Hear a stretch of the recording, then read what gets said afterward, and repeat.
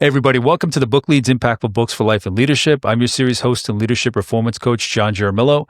This podcast series is about getting to the books that have impacted the lives of the people in my network. So these are great leads to get to those books that have made the most impact on their work, their life, their entrepreneurship, their business, whatever it may be. All those worlds intersect. And my guest today is Sean Glaze. And Sean is a sought-after leadership and workplace culture speaker who gained valuable insights on turning talent into teamwork as a successful basketball coach, and now he travels the country sharing those actionable lessons. Sean's engaging conference leadership keynotes and custom team building programs have helped clients like Cisco, John Deere, the CDC, Emory University increase collaboration, boost productivity, and build sticky cultures that inspire more profitable teamwork. Sean's books, Rapid Teamwork, What Effective Leaders Do, The 10 Commandments of Winning Teammates, and Staying Coachable are entertaining parables that accelerate the growth of leaders and teams.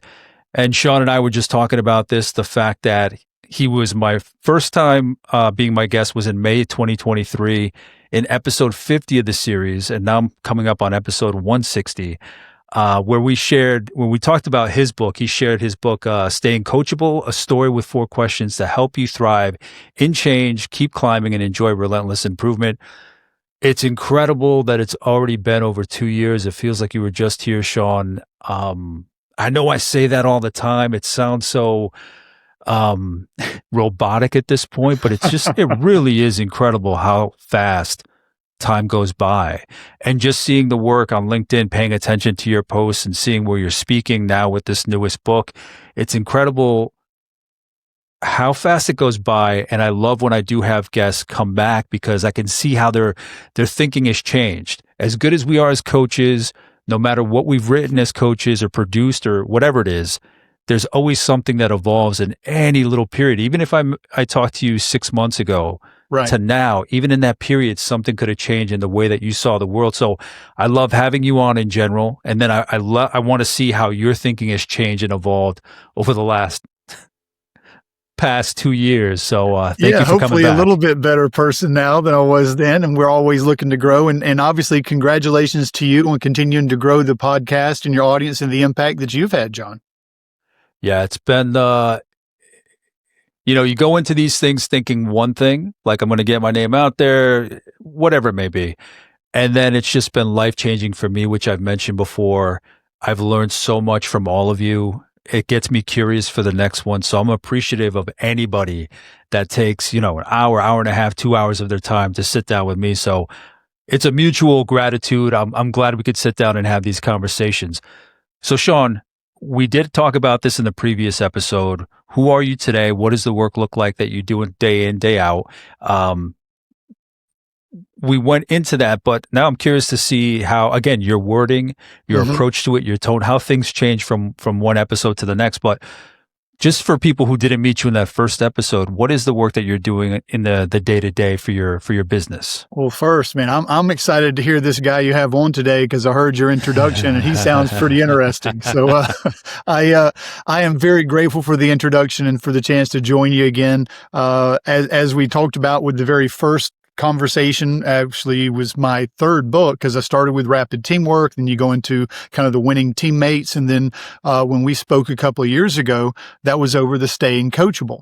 And I think that with the book that I expect to be able to share with you and your listeners today, the What Effective Leaders Do, I think I've maybe kind of closed that loop of what does create sticky cultures. And I think that, again, what you probably see in my books, like you would with any author, is really an illustration of the growth that I've had and hopefully me trying to share some encouragement and some insights and some ideas and tactical tools that leaders and team members can use to be better in their role, because I think that we're all on that journey of discovery and development. And where we start off, we're stepping in potholes. I want to make sure that I'm looking back over the path that I was able to navigate and help people earlier in that same walk as a leader in some capacity to navigate around some of the potholes that I ended up having to struggle with. Yeah. When you talk about sticky cultures, Sean, what does that mean to you? What words can you put to that to describe to somebody what a sticky culture is? Yeah, well, I started off and if you were to talk to me 12 years ago when I was just starting and doing team building stuff and half day and full day events before I really even began just doing the conference keynote speaking, it was really about, working with teams and giving them a chance to experience some things that shift their awareness, that change their beliefs, and beliefs obviously drive behaviors, and behaviors are the foundation of any culture. And the shift I think that occurred is over time you realize that sticky cultures are absolutely an effect of effective leaders. I think that culture is always a symptom of leadership, and the journey that I went through in my books and the keynotes that I've shared uh, has probably mirrored that of me being that much more aware, and awareness is a big part of the book that we'll be talking about. But sticky cultures, if you wanted a brief description, are basically a place where people enjoy better interactions and experiences that shift their awareness and drive better beliefs and better behaviors to grow a culture where you do enjoy more profitable teamwork. And those are outcomes that you see as a result of people who want to stick around, who people stick up for each other, who stick to the standards of the team. And I think that those are all ultimately the outcomes that I wanted my team building and keynote events to inspire.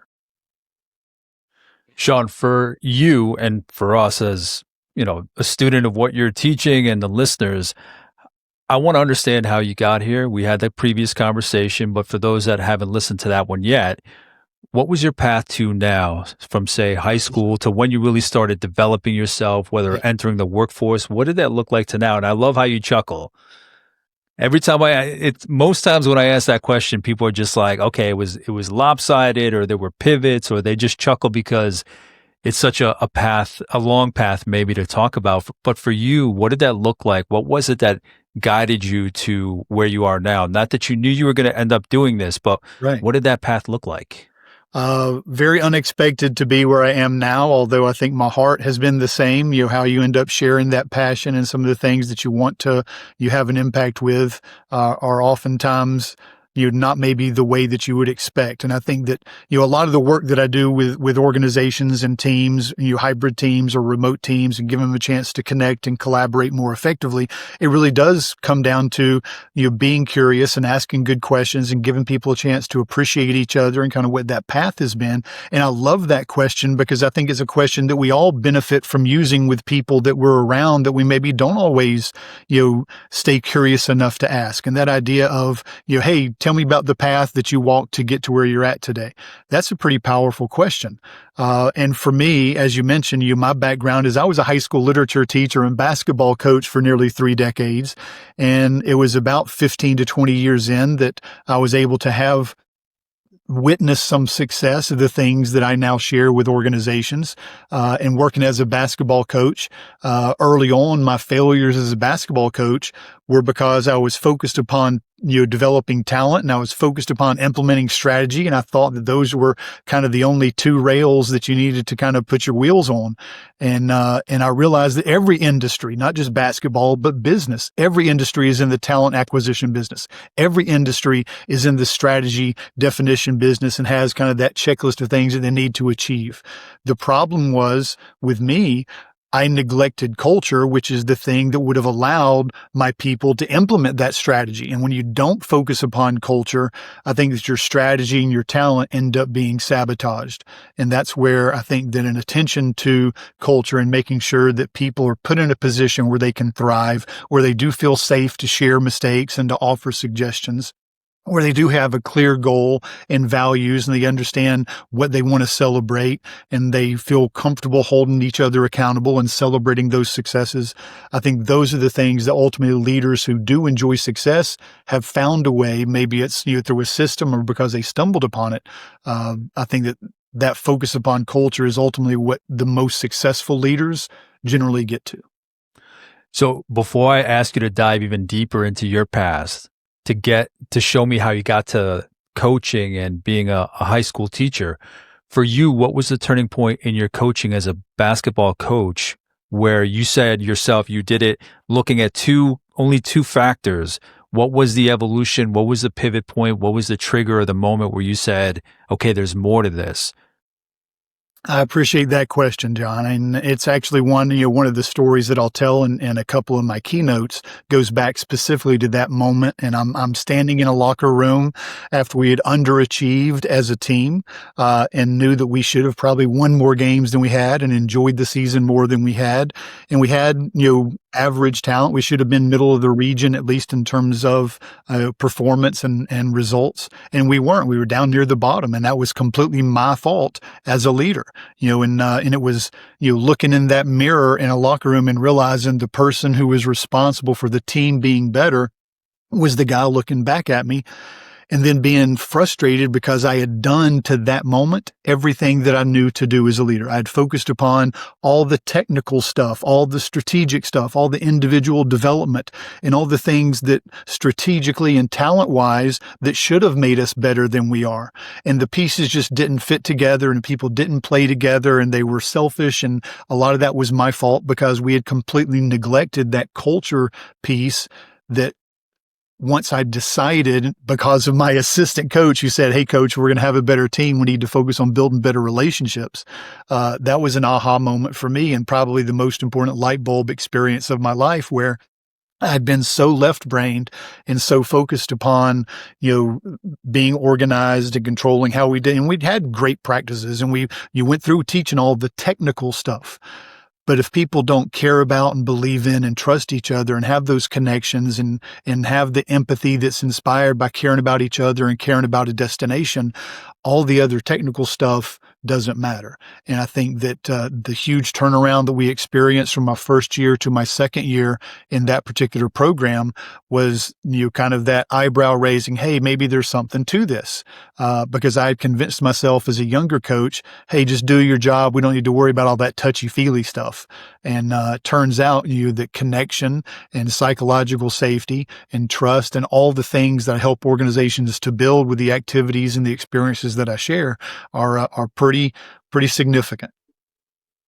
So when somebody had pointed that out to you, I'm trying to picture what that moment looks like. Shocked, caught off guard, or were you kind of open to it because you knew something needed to change? Because that's a humbling experience. I think failure opens our eyes and ears to opportunities, right? And I'll share a lot of times in the events that I facilitate or as a speaker sometimes, depending upon the topic, that I thought I was confident that very first year as a head coach. And you go in, you think you're going to change the world with your X's and O's, and you're going to be so much better because you've got this great press attack or this great offense or this great defensive scheme. And again, everything always boils down to relationships and people and them buying into whatever that strategy is. And it was because I thought I was confident that I wasn't willing to listen to other people because I wanted to prove to people that I was supposed to be there. As a young leader, a lot of times we don't want to be vulnerable because we want to prove that we deserve to have that position or opportunity. And I'll share with audiences that, confidence is thinking you can help. Arrogance is thinking you don't need help. And my team suffered that first year that I was a head coach because I was arrogant instead of humble. And I think that failure humbles us, and humility opens the door to being willing to ask for help. And I think that's what the best leaders do, is they realize that, sometimes failure is an opportunity to be more open to learning, right? Thank you, Sean, for that. So, okay, what's your story? Where did you come from that led you to teaching and coaching? Oh, so take me back. Take me back. Yeah, your audience doesn't care about any of this stuff. They want to get to all the meat of the book and the content. And, hey, what can we apply? But yeah, no, but you'd be surprised. That's the other thing about this series. It did start with the meat of it being the book, which we'll definitely get to. But the other thing that I've heard is responses to people sharing their stories. Yeah. And it's not only those responses that have led me to dig deeper, but I'm more curious. I enjoy learning about what got you to where you are, even from, when you were in high school, whatever, your parents, your family, mentors, whatever it is. We'll definitely get to the book, but I want them to know who's telling them about the book. And I laugh, and actually I use that kind of an open, John. And I certainly appreciate you emphasizing the importance of it, because that really was where I was as a young coach. It was, hey, let's get to the drill, let's get to the implementing the offense, let's get to doing the Yeah. stuff.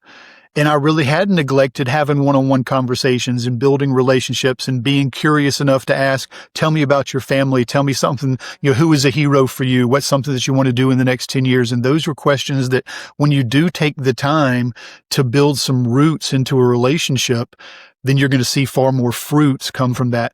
And I think that idea of taking the time, again, I give you a hard time. And certainly I understand, when I listen to a podcast, most of the time it's, hey, give me the stuff that I can Oh, implement. yeah, of course. Oh, yeah, me too. But Me too. ultimately, that implementation is almost always inspired by how much I cared about the person and could relate to their story and their struggles. And so thank you Absolutely. for opening the door. But yeah, I was an athlete growing up, played football, played soccer, never would have expected to be a basketball coach because I didn't play basketball in high school except for with neighborhood buddies, right? But I did not get accepted to University of Georgia Law School, and I was very upset. And going back to relationships, I had built a good relationship with my high school soccer coach. And I'm going back to visit him at my old high school because we had done baseball cards together, bought one of my first cars with baseball card money, kind of kid stock market, right? And he had the older cards and I had some newer cards, and we would do, kind of card shows together. So I go back to see Coach Wheeler, and I'm sitting in the office waiting for him to come up. And the principal at the time, after I graduated from college, had been an administrator when I was in school there. And so she asked, hey, Sean, what are you doing? I said, hey, I'm here to see Coach Wheeler. Just graduated with a degree, not really sure I'm going to do. And she kind of cocked her head, and I can still see Miss Jackson standing there in the office. Sean, we need an English teacher. And I laughed, there's no way I'm a teacher. That's certainly not going to be me. And go and have lunch with Coach Wheeler. And he encouraged me the next day to reach back out because there's worse things you can do than to teach for a year before you reapply to law school. And that was kind of the path that I took. And she was very gracious in terms of, hey, I know your character. You're going to do a great job. We'll get you into some of the teaching classes. And I think that I made maybe $15,000 teaching that first year on a provisional certificate as I took classes at Georgia State to become certified. And my then fiance, now wife of 30 years, was still at Georgia Southern in nursing school. And I remember having a conversation right around Thanksgiving where I called her and said, baby, I know where I'm supposed to be, because you fall in love with the classroom and you fall in love with the locker room and the opportunity to have an impact on people and to use athletics as a tool to teach a whole lot more important stuff. And I think that even when I'm in front of a crowd of, whether it's insurance salesmen or, accountants or sales, whatever that might be, whatever the industry is that I'm working with at that time, it's still a classroom and I'm still a teacher. It's just using different tools and insights to hopefully inspire and equip people to be better in their roles. So what originally had you, I'm like taking you back like a couple of years each time. What originally put you on the path to law school? I grew up in a home where there had been no college or university in the past on either side of my family, and I was determined that I was going to be the first one to go and not have to struggle, financially as I've seen my parents do, with a lot of inconstant work. And so at that point, you're talking about maybe mid 80s with a kid who didn't have an internet to look at and wasn't bombarded with examples of success. What are the two paths that you take if you want to be financially successful? Well, that's doctor or lawyer. And I was really good at arguing and, really good in terms of kind of reading and writing at the time. And so that was the path that I was thinking was going to be mine. That's incredible.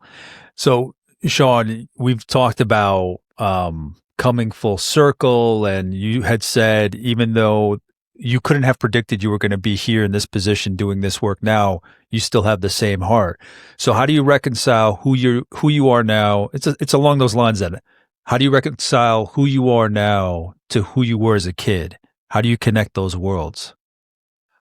I think when you look back, you see the string that kind of runs through, regardless of the path that you walk. I think that there's still that part of you that you want to have an opportunity to use to impact others. Some people are caring and they go into the medical field. Some people are caring and they go to the sales field, but it's still that same string that and I think for me, it was really that I was always driven because I wanted to be better. I wanted to be more knowledgeable in some areas so I could help people to accelerate their speed and shorten their path. And whether that is, in backyard football and doing a better job of, helping our guys run this route so they can, you're always looking for ways to help people be better. And that starts with me being better myself. And so, I was always driven to appreciate self-improvement so you can have a positive impact on others. Where did that come from in you? That's a great question. Man, I need to lay down on a couch for this one, buddy. I don't know. I just think that it was something, probably back to, at least vaguely, knowing that I wanted the circumstances that my children grew up with to be different than the circumstances that I had, which were certainly better than the circumstances that my parents had grown up with. And I think that desire to continue to achieve and to improve and to make things better for those that were going to depend on you is something that's probably always been at the heart. Even when I'm, in the midst of teaching, whatever class it was I was teaching, ultimately, the literature or the writing or whatever we were working on at the time, in a larger sense is hopefully to help people be better and see more opportunity for themselves. So out of curiosity, so how long were you an English teacher? 28 years. So out of curiosity, what was your evolution as an English teacher? Only because typically people that become English teachers or professors or whatever are consumed by literature, or consumed by all of it as kids, and that's what they want to become typically. So for you, not having that really in your plan after graduation, but ending up in that field and then ending up there for decades, what did your evolution your evolution or appreciation for the literature, the English class structure? This is not a question I anticipated asking, but what did that look like for you? I think the evolution was first, the classroom was a necessary requirement to be able to coach because I love the coaching. And there's a huge difference, obviously, between someone who has graduated or gotten a degree in literature and somebody who is an instructor or a teacher or a really good educator, because knowing something and finding ways to teach it are two very different things. And I think that one of my strengths, one of the things that I do well, John, is to take difficult things and to simplify them and to make them sticky. I have to do that as a coach. You have to do that as a teacher. How do you take something like your romanticism or, the Harlem Renaissance and boil it down into something that is palatable and understandable so people do value the movement and understand kind of the ideas behind. And so for me, I think I eventually evolved into seeing, because again, even today, when I'm standing in front of a group, you're going to use a story to carry an insight that you want to be memorable. And I think that's what literature and poetry or different works provide us is, it's all basically implementing values based upon the type of story and giving you a chance to teach and to improve people and to give them a chance to reflect on themselves and to make better decisions based upon the stories that they were able to be exposed to and to be able to choose some of those stories that help people to be a little bit better as leaders and teammates and husbands and wives and fathers and mothers, that if you can have a little bit of an impact on the trajectory of somebody's life, man, that's an amazing deal. And you just answered why I ask about someone's life. Right. Whoever's listening to this at this point, rewind it like 15, 20 seconds because that's what it is. Because so many times when I have my guests on here, we go through life lessons, leadership lessons, and a lot of them are cliche, things in my own life as well. But the cliche is just like the surface level. But everybody has their own story, their own rhythm, their own cadence of life. And that's what brings it to life for someone else to understand and be seen. Because so many times we think we're going through certain things that we're the only ones going through them, when we can learn so much about someone else when we have those commonalities and obstacles, challenges, pivots in life. So you just gave the perfect breakdown in that sound clip for why I love digging deep into somebody's backstory. So Sean, when it turns out that you're going into basketball coaching, just before we dive into the other questions, how did that come to be? If you weren't a basketball, I mean, you don't necessarily have to be, but how did you get drawn into basketball coaching?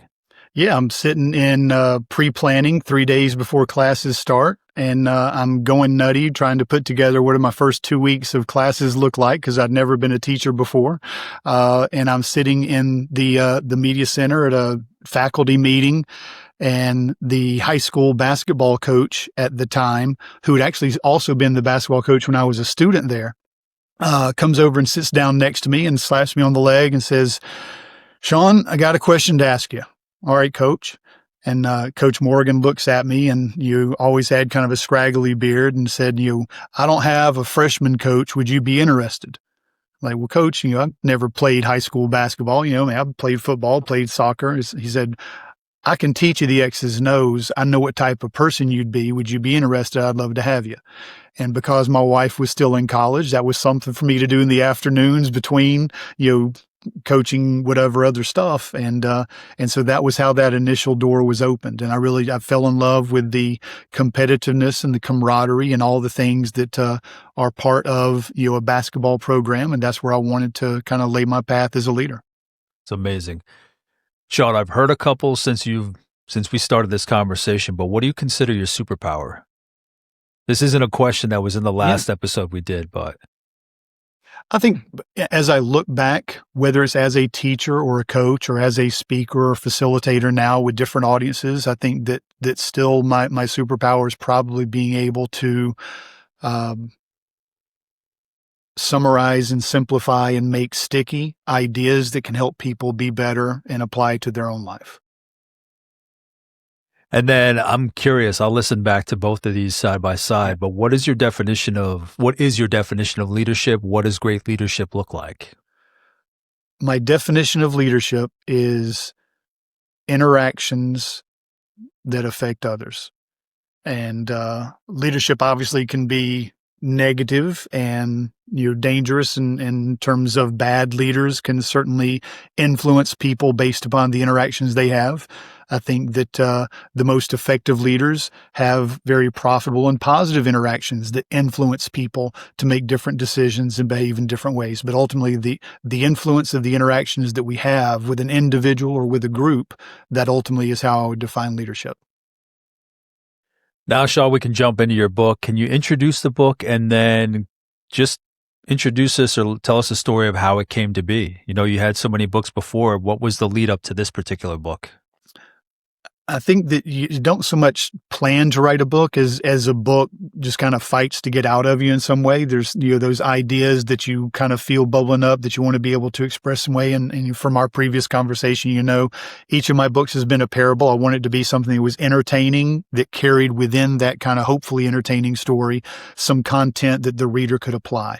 And that started when I first started wanting to do speaking and to help leaders build great teams. What are those 5 areas that leaders need to focus on to build a great culture? And so the book Rapid Teamwork, which was my first, is really a story about a manager who learns in the midst of an adventure down a river, really cheesy rapid teamwork, but the 5 areas of building a culture. And that's, goals and relationships and expectations and accountability and thanks. And it goes a little bit deeper into those things. But those are the 5 areas of culture that I think any leader needs to focus on. From there, and was very blessed to have, the opportunity to begin speaking with organizations and sharing that. And the next question you get is, hey, you're great with our managers. What do you have for our frontline people? Well, nothing yet, but let me work on it, which was my second book. And that was the 10 Commandments of Winning Teammates. And I think that, one of the things that book really focuses on is that there are basically 10 categories of responses to the same question that I would ask. And I would ask this question of my athletes before a season. And I would ask this question of event participants in the midst of a team building program. Who's the best teammate that you ever had? And I would have them write that name on the front of an index card. Who's the best teammate that you ever had? And you probably are already thinking about a name and a face and an experience that you've had where somebody was just an exceptional teammate. And the name on the front's important. And I would encourage people to, hey, make sure after today's event, reach out to them, let them know what you thought about them and why.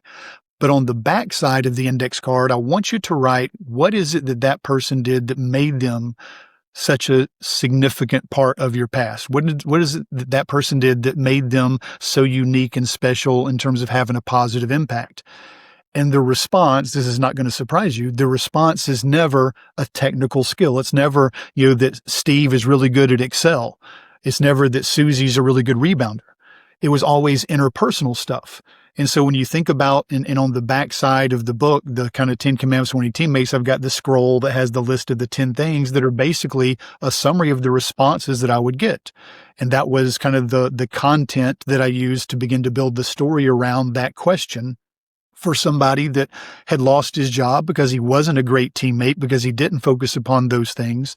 And then he kind of learns in the midst of going from his old job to his new job and the interactions he has and asking that question of strangers, that there are kind of 10 responses that you can get. And those are the things that anybody can focus on, because being a great teammate has nothing to do with technical skill and everything to do with interpersonal skill. So that was the second book. Who is it, before we jump to the third book, Sean, who is it for you? Who is the name that stands out for you? You don't even have to go into the name if you don't want to, but if you don't want to, what was it about that person? What were their attributes? What was it that stood out about them for you? I think two answers. One is certainly my wife over the last 30 years and beyond, somebody that you do feel comfortable sharing and being vulnerable with and depending on and seeing her strength and how she's influenced me. She's been an incredible teammate, right? As a young athlete, there's probably even a friend of mine to this day. His name's Davey, and he was always a great teammate just in terms of, that idea of being encouraging and positive and somebody you felt really good just spending time around. As a teacher, as a professional, one of those great teammates, her name was Lane Dye, and she was my very first year as a teacher, somebody that walks into my room with a set of files. And in 1992, there was no Google or digital files. This is just a collection of files that, hey, Sean, you're teaching ninth grade literature. I thought this might be helpful. And for a kid who, was way too proud to ask for help, that was a lifesaver for me and for the students that I taught. So I think that, we can probably all pick out a few people who were great teammates. Yeah. And the takeaway obviously for the book is whatever it was that you wrote on the back of your card that separated that individual in your mind as being so impactful, whatever you wrote, that's something you're capable of doing if you really care. And so going from being a winning teammate, then the next thing is, and this is the book that obviously we discussed last time, what does it mean to stay coachable? Because as a coach and as a parent and as someone who spoke with hundreds and hundreds of leaders over the last decade, one of those issues is, even when people hire a coach, and certainly when they have a manager or somebody that they're accountable to, not everybody is coachable. And a lot of times those athletes I had, when I was commanding and consequencing behavior, they would resent stuff and they would turn around and things would be more toxic than they were healthy, because I did a really poor job as a leader of helping them to be coachable and of being coachable myself. And again, those 4 questions and making sure that you're curious and compassionate rather than commanding and consequencing completely shifts the narrative. And I think that the idea of helping your people to be coachable and helping them to recognize that what they want and where they're at, if there is any gap at all, that opens the door to them being a little bit more open to advice and ideas and suggestions that help them be better. And framing it in a positive way is really what that book was about. Thank you for that rundown, because I ask for a rundown of past books. Now, what led into the latest book? And so to kind of finish that circuit, you go from rapid teamwork to winning teammates to staying coachable. Well, then even if a winmate, if a if a teammate is staying coachable and they get promoted to a management or leadership position, that was one of the issues I would have with leadership development requests and training requests. And hey, we've got these new people who are, and they're new to leadership, and they're great in their previous role, which is always the case, right? He's a really good salesman. Let's make him a manager. She's a really good engineer. Let's make her a manager. Yeah. And that's a completely different set of skills. And I think, again, moving from technical expertise to interpersonal expertise, there's more to it than just being a great teammate, because as a leader, you're responsible for not your results. You're responsible for helping others achieve their results. And I think that leading people is a different skill set. And it starts with personal awareness, but I think that awareness is really the thing that makes us better in any role. The more aware I am of myself as a teammate, of my team, the better I'm going to be as a teammate. The more aware I am of myself as a leader and the needs of my team and what are those priorities I need to give focus to, the better I can serve my people. And so it really was, I think, in terms of finishing that, kind of sticky culture, kind of circle of content, it was the missing piece that allowed me to put together, hopefully, a story where new, emerging, and even established managers and leaders can take pieces that are tactical tools and insights that they can apply with their people to be a better leader and to get better performance from their teams. Sean, without giving too much away of the story, the parable, what are the chapters that you utilize to walk the reader through the journey that you want them to learn these lessons on? What does that look like? How do you guide them through to that end lesson that you want them to take away? Well, if you were to look, and I know again, hopefully, but on the cover, you've got kind of the four major lessons that the wise guide. In each of my stories, I've got, there's the struggling individual, and who is that person that's going to kind of be the Yoda? Who's that person that's going to be the Obi-Wan? Who's the person that's going to be that Sherpa of sorts to help them navigate through the challenge and be better at the end of the book. And I think that we all have benefited, like you mentioned, from those mentors or people that have been in our path at very significant times through some challenges or issues that we experience, and have helped us to recognize something that we hadn't seen before, or to appreciate something that we hadn't understood previously. And so in this book, again, the main character is a female manager new to her role who had been great in her previous position. And she is trying to, with a hybrid team, to deal with some issues, and ends up having a leak in her home. And I think that is a very intentional kind of metaphor of sorts, because we all experience leaks with our teams as leaders, and there's a problem, and this kind of opens the door to the plumber who comes in, and in the story, the plumber ends up being that very wise guide that offers, after fixing the leak in her home, that offers, having heard a little bit more of, kind of peripherally what her situation was professionally, offers her, a few conversations to help her to be better, because he had kind of been in a very similar situation. And that is where he says, hey, there's kind of four different things that I think that I'd be able to help you with. And those are the four main lessons of the book. I'm curious, Sean, in writing this book, what lessons have you taken away? Obviously, an author of the book typically is the professional, the specialist in that field. They want to consolidate and capture all the lessons that they want to share with the reader. But even they, in the process of writing that book, in the process of getting that book out, their thinking evolves. So did anything change in you as a result of putting this book together or getting it out there? I think probably more than anything, I was helping as an assistant at a nearby college. Again, you miss basketball, having been a part of a team. It's tough to not be part of a team when you're kind of a solopreneur and speaking and traveling. And so I was very fortunate to help for a couple of years with a nearby university team as kind of an assistant coach, and being there. And I think what I found, because it was in the midst of writing this book, that I was kind of still contributing there as an assistant. And I think what happens is you understand how important it is to eat your own cooking, to take your own medicine, because giving advice is easy. Taking your own advice is sometimes life-changing. Eat your own cooking. I like that one. I haven't heard that. I've heard the idea, but not put quite that way. I like that one. Sean, what book has inspired you? Actually, before I ask that question, what's next for your writing? I know you said that this last book kind of completed that circuitry of the four Mhm. books and the progress that somebody makes going from teammate to leader to effective leader. What kind of direction, and I know this book just came out recently, what kind of direction would you want to head in terms of any other writings or any other books that you want to put out there? That is a great question. A couple of ideas have kind of been percolating, nothing to the point that it's forced me to sit down and begin typing out, but at least to plan, a couple of ideas. One is obviously having kind of that background when I first started and called what I did team building, although it really is leadership development and awareness training.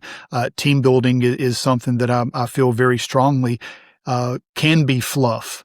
And if you're just going to go out and do something recreationally, that's one thing. But if you really want to be intentional about building connections and establishing trust and making sure that you create, a foundational relationship where people do collaborate more effectively in person or in a hybrid way, I think that there's something to be said for profitable fluff, something that as actually an activity or an experience or an interaction or a challenge of some kind that really does shift awareness and change beliefs and drive different behaviors as a team member. And I think that the more you can do, again, back to the book that we're discussing today, the more you can do to improve someone's awareness, um, the better teammate, the better leader they're going to be. And then, Sean, now back to that question I was going to ask. What book has inspired you? If is there anything that stands out maybe since we last spoke? Um, Maybe in general, and then also in the leadership field and discipline. What books stand out to you that have really left an impression on you?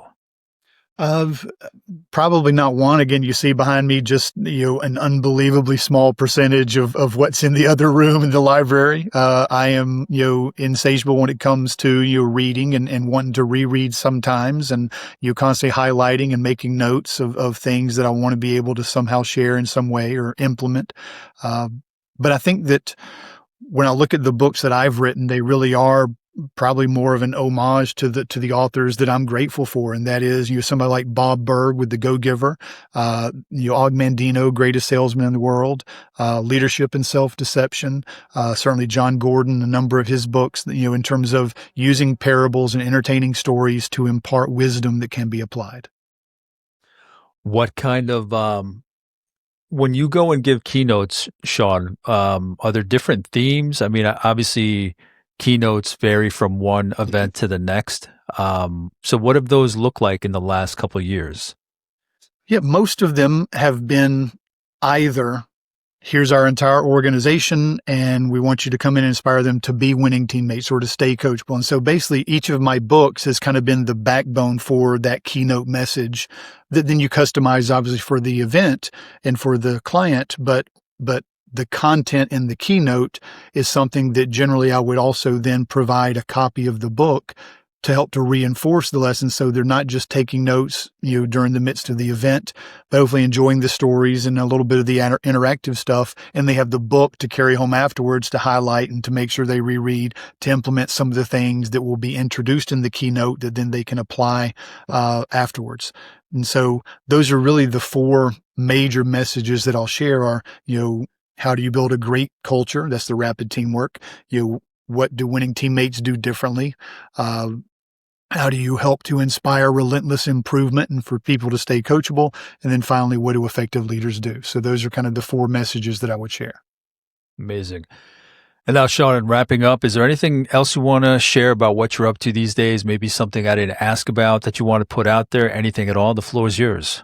Oh, I appreciate it. No, just the idea of you helping to share what effective leaders do and the four lessons that the main character gets to enjoy as she goes through those conversations is something that I hope that your listeners will take advantage of and reach out and grab a copy of for themselves.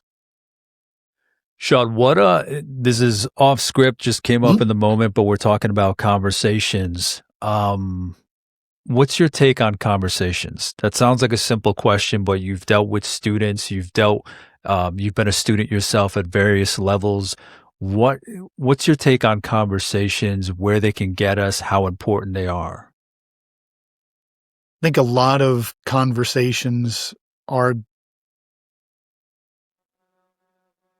unintentional, and I think we don't take advantage of the opportunity that a lot of times interactions provide for us. And I think that's something that, as an older coach, and somebody, again, even recently working with the team that I was, grateful to be a part of, realizing the opportunities that you have with each of those interactions is an opportunity to have an impact. And most of the time, it's not because we're sharing something of ourselves, or not because we're sharing information, but because we're curious. Going back to the point that you made earlier in our conversation, the more curious you can be, it opens the door to being more compassionate, to people feeling seen and feeling understood. And the more that they believe that you know their story and care about the outcome of their story, the more likely they will be to follow and to buy into whatever suggestion you're going to share with them. I appreciate that. I figured just because of obviously your work as a student, working in as a teacher, coaching, now coming back to it, helping out now. I figure you've seen that kind of evolution of the importance of conversation. It's always been important, but since society's changing so much, like what you said, technology, walking in with files, giving you Right. a stack of files versus a new teacher now having more resources. So I was just curious what your take on conversations is. So I appreciate that. And again, Sean shared his own book, What Effective Leaders Do, a business parable about developing awareness, challenging assumptions, refining focus, and growing confidence. Also, check out his other books and check out the other episode I mentioned from May 2023, episode 50 on his Staying Coachable book. Sean, thank you so much for trusting me again with a conversation. It was fun learning what you've been up to, seeing what you're up to on LinkedIn, that you've written another book. I'm a big fan of just everything you've done, everything you've written, and your story, how you came that self-realization that you had of the impact that you can have on other people. So I appreciate it so much. John, again, so grateful for you having me, man, and very grateful for the platform that you provide people to share their insights so that your listeners can be better after the podcast that you actually publish. Yeah, and whenever there's another book, no pressure. Whenever there's another book, just reach out. You know I'm here for you. No, really, invitation is open. Thank you very much, my friend. Absolutely. And if there's anything I might have missed, there's so much to cover, limited time, let me know. I'll reach out to Sean, see what kind of insight, guidance, knowledge, wisdom I can get back from him and he'd like to share. In the meantime, thank you for watching, listening, and subscribing. I'll talk to you soon. Take care. Bye.